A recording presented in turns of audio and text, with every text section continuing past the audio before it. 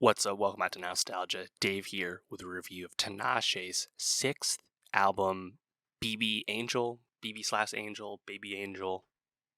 Her sixth album, Tinashe's first album since 333 from 2021. This would be Tinashe's third album since leaving RCA Records and going independent.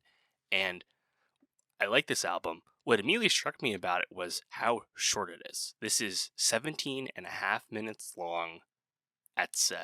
20, almost 21 minutes long, 7 tracks. Why is she calling this an album?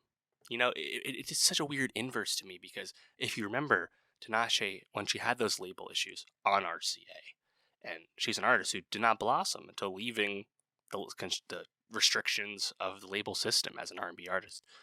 Tinashe had issues with Night Ride, I believe, being characterized by the label as a mixtape and thus not fulfilling her contract requirements, right? Why then are you putting the restriction on yourself when you're independent and calling something that's clearly just an EP or barely beyond an EP and calling it an album? I don't know. It again, the definition of an album is increasingly meaningless in the streaming environment. People know this, but it just immediately brought me back to the inverse of what happened back when she was struggling with the RCA management. Nonetheless, Tinashe, I've been a big fan of hers for a while, especially these last few albums, Songs for You and 333. Tinashe has continued to blossom and make the best music she's ever made as an independent artist. Giving you that kind of avant-garde R&B music and establishing herself, I think, as a cult R&B star. Not as successful or mainstream as some of her peers, but certainly very successful and very, I think, widely regarded at this point. And with BB Angel, again, I think this is probably the most, let's say,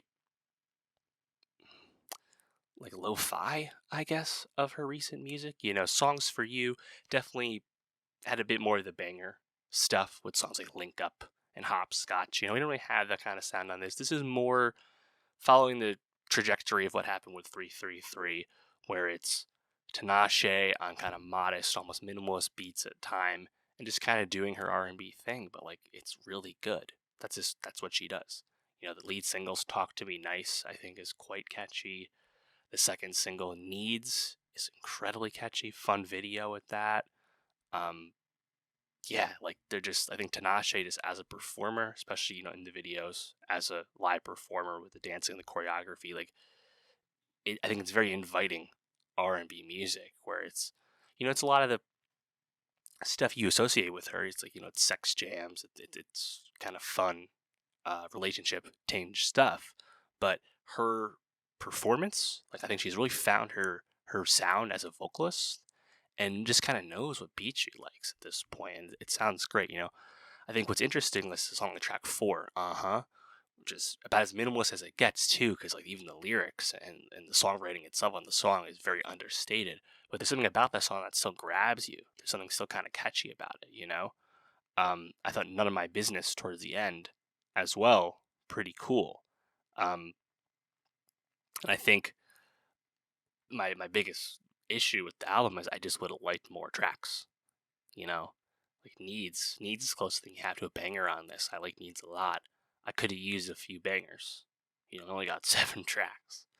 It's been 2 years since the last album. Maybe this means there's something else on the horizon, given this was a short release. I don't know. I'm excited to see Tinashe on tour in about 2 months. Never seen her before, so that'll be cool. And of course, I'll get to see a lot of her older songs, because again, there's only so many new songs with BB Angel. Nonetheless, I think it's a successful release, and Tinashe continues to prove that under her own creative direction, sans label involvement, she's making the best music she's ever made, and is one of the litany of female R&B voices we have right now. It's such a rich, lush space for new music, and Tinashe is a significant aspect of that. But let me know, how did you feel about BB Angel? What was your favorite song? And for more R&B reviews, pop reviews, music reviews, subscribe, and I'll see you next time.